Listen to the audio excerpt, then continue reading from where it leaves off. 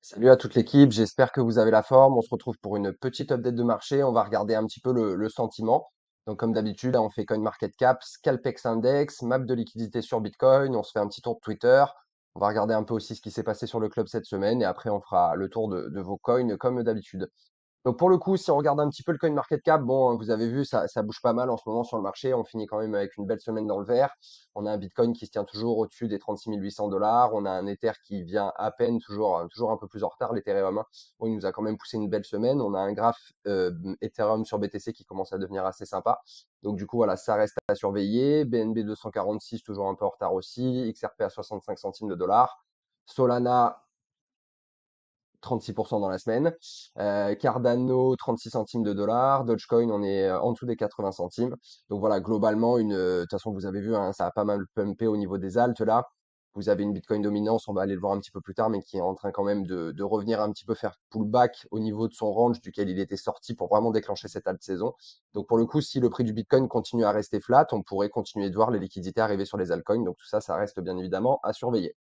Si on va se faire un petit tour du côté du Scalpex Index, du coup, donc on a l'open interest, voilà, qui quand même continue de monter. On a eu une belle barre de liquidation ici, parce que je pense qu'il y avait énormément de gens qui sont venus shorter ici, donc on est venu squeezer tout ça. Donc on a eu une reprise de l'open interest depuis, donc il y a de fortes chances quand même que ce mouvement soit encore assez leveragé. Donc pareil, faites attention. De toute façon, comme vous l'avez vu, hein, suivez bien les portefeuilles. On arrive dans des zones de profit, donc faites attention, gérez bien tout ça. Et on a un Fear and Grid qui est toujours à 72, hein, vraiment dans le grid. On a un social index qui est à fond sur up et un market order flow qui est plutôt sur du sell au niveau des institutionnels. Donc, du coup, voilà. Faites attention un peu à tout ça. Au niveau, au niveau de la map de liquidité sur des centres traders, donc du coup, vous voyez, hein, toujours à peu près pareil sur Bitcoin. On a les premiers gros murs là à 38 000 dollars, mais vous voyez qu'ils sont quand même beaucoup plus proches que les gros murs du dessous qui après arrivent vraiment au niveau des 25 000. Donc vous constatez que voilà, si jamais on se met vraiment à entamer une grosse correction, le gros cluster au sud, il commence à 26 000. Donc voilà, il faudra vraiment être prêt, à avoir le fusil chargé, avoir encore quelques cartouches pour pouvoir tirer, parce qu'à mon sens, ça sera une des dernières opportunités que vous aurez de rentrer assez bas sur le prix du Bitcoin. Donc pour le coup, voilà, faites attention. Là, c'est vraiment le moment de prendre des profits, justement, garder un petit peu de stablecoin pour si jamais on a une grosse chute vers le sud, pour pouvoir re-rentrer, vraiment accumuler des plus gros bacs sur le long terme. Si on se fait un petit tour du côté de Twitter aussi, bon, vous voyez la tweet assez sympa du Trône qui nous montre un petit peu la ressemblance que vous pouvez avoir entre un Solana et un Ethereum. Donc pour le coup, vous avez l'Ethereum au dernier cycle et ce qui est en train à l'heure actuelle de nous dessiner Solana. Donc du coup, voilà, hein, si on suit un espèce de fractal, un retour du prix du prix du Solana dans le range 10-20 dollars sera attendu. Bon, moi je pense pas qu'il redescendra aussi bas, mais voilà, quoi qu'il arrive, encore une fois, soyez patient avec les portefeuilles. Je sais que c'est dur, mais il faut que vous patientiez. Ou alors, sinon, voilà, vous accumulez des bacs sur du plus long terme. Mais là, les prix sont très hauts. Donc, d'un point de vue risk-reward, c'est quand même beaucoup moins intéressant. Donc, suivez bien les portefeuilles. Bon, on a BlackRock aussi qui a fait une demande de création d'un ETF Ethereum Spot. Donc, ça, pareil, hein, c'est ultra bullish pour l'Ether. D'ailleurs, il est quand même assez en retard. Je vous en reparlerai un petit peu plus tard dans la vidéo. Mais voilà, n'hésitez pas, notamment sur la plateforme, à plutôt charger au niveau du produit Ethereum parce qu'il y a quand même de fortes chances qu'il rattrape un petit peu son retard et qu'on voit des perfs assez sympas. Après, on apprend que GTA 6 pourrait être annoncé incessamment sous peu. Donc, ça pourrait générer la somme colossale de juste un petit milliard de dollars au lancement. Et en plus de ça, vous avez des histoires de crypto et de NFT qui sont intégrées. Donc, dès qu'on en saura plus, on vous tiendra au courant. Mais pareil, voilà, quand même, vous remarquez bien que le secteur gaming, il est très porteur. Je ne sais pas si vous avez vu les perfs qu'ont fait UOS, notamment ces 15 derniers jours. Mais voilà, c'est vraiment, il y a de l'attraction au niveau du gaming en ce moment. Bon, et puis la SEC qui se ridiculise encore, hein, parce qu'ils n'arrivent pas à recruter des experts crypto, parce qu'en fait, ils veulent leur faire vendre leur bague, et les mecs, étant donné qu'ils connaissent la crypto, ils savent bien qu'il faut pas vendre. Donc, du coup, voilà. En gros, si tu veux bosser à la SEC, faut être expert, mais pas trop, quoi. Enfin, voilà, les mecs se ridiculisent, c'est vraiment du grand n'importe quoi. Et après, petite enquête sympa de l'AMF, donc qui nous apprend quand même qu'on a presque 10% des Français qui détiennent des cryptoactifs. Donc ça, pour le coup, c'est bien. On est quand même vraiment en train de se réveiller. Et c'est très, très intéressant au niveau de l'adoption long terme en général.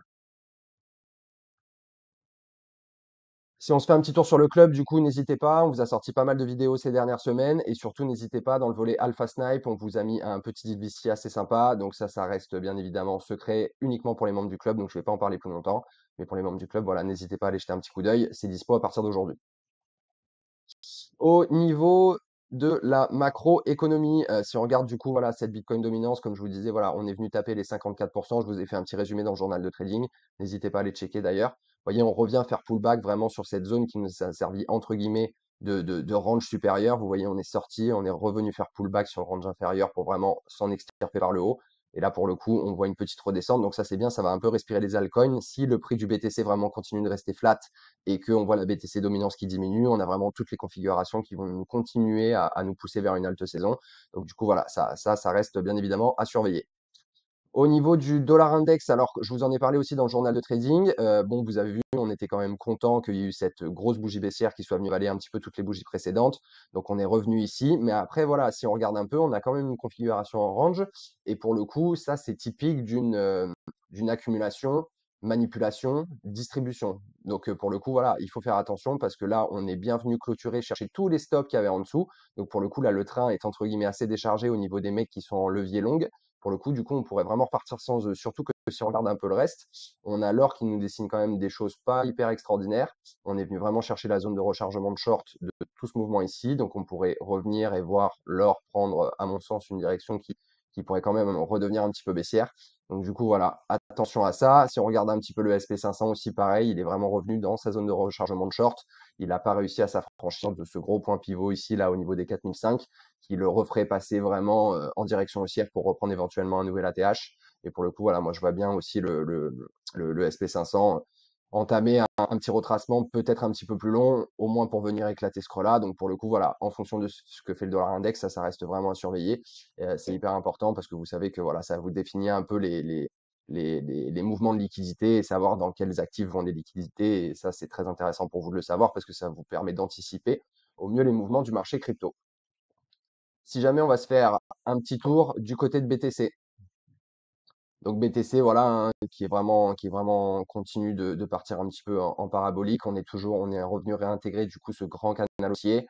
On est venu un petit peu bloquer là, on a fait résistance un peu sur le mid-range. Il paraît, enfin apparemment, on serait quand même en train de s'en affranchir. Mais bon, pour le coup, voilà, il faut quand même toujours pareil que vous vraiment que vous surveillez le comportement du prix, parce que pour le coup, là, on est venu chasser tous les stops en haut. Si jamais on commence à avoir une réintégration, en fait, tout va dépendre de ce niveau ici. Si jamais vous voyez qu'au niveau des 32 000, vraiment le cours commence juste à venir chasser les stops et que là, on recommence peut-être à avoir des petites structures haussières, on pourrait repartir vraiment beaucoup plus haut. Pour le coup, vous avez vraiment un gros pic de liquidation après au niveau des 41 000 dollars. Mais si jamais vous voyez qu'une fois qu'on est venu chasser les stops en dessous, on n'arrive pas à maintenir le prix et qu'on réintègre le range, alors ça, pour le coup, ça serait une correction qui serait vraiment beaucoup plus profonde.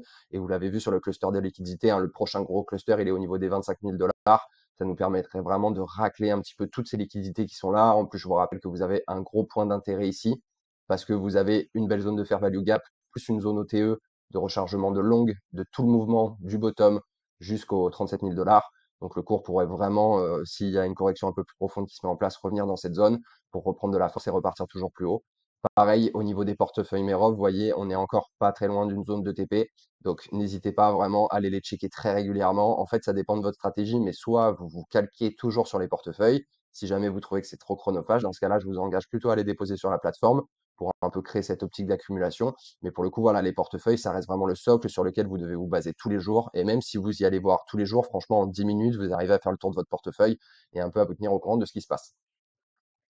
Si on va faire un petit tour du côté de l'Ethereum, donc comme je vous disais, l'Ethereum qui est quand même un peu en retard, bon, on est venu chasser pratiquement toutes les liquidités au-dessus. On n'est pas venu faire un nouveau plus haut, donc là, il y a vraiment une grosse, grosse zone de liquidité. D'ailleurs, on va faire ça comme ça, hop là. Donc du coup, voilà, on pourrait voir en fonction, pareil, de ce que fait BTC. Et si jamais BTC continue à prendre un petit peu de force et qu'on a un graphique Ether sur BTC qui continue d'être sympa, bon, on pourrait vraiment voir l'Ethereum rattraper son retard, surperformer un petit peu.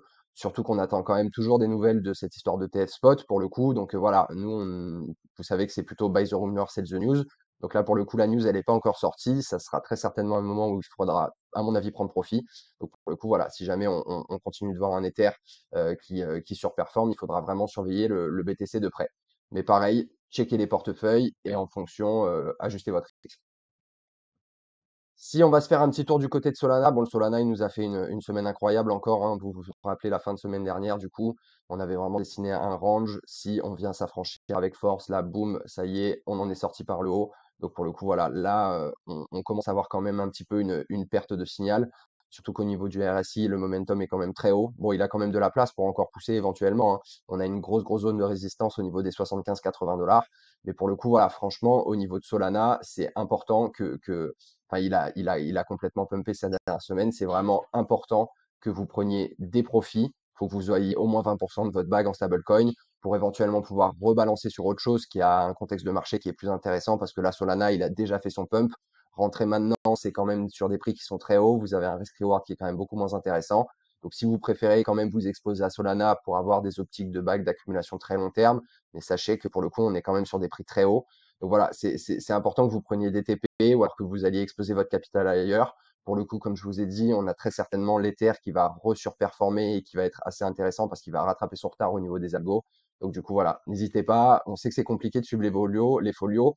Ils bougent beaucoup, mais parce que le marché bouge beaucoup aussi. Donc voilà, franchement, vraiment surveiller régulièrement, c'est vraiment le mot d'ordre en ce moment.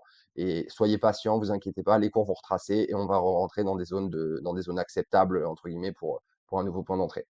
Voilà les mérovingiens, c'est tout pour moi. J'espère que ça vous a plu. N'hésitez pas à liker, à commenter, à partager. Vous savez que ça récompense le travail fourni comme d'habitude. Si jamais vous avez des questions, on se retrouve aux commentaires. Et je vous rappelle que cette vidéo n'est en rien un conseil en investissement. Faites vos propres recherches, n'investissez que ce que vous êtes prêt à perdre. À bientôt les mérovingiens, prenez soin de vous.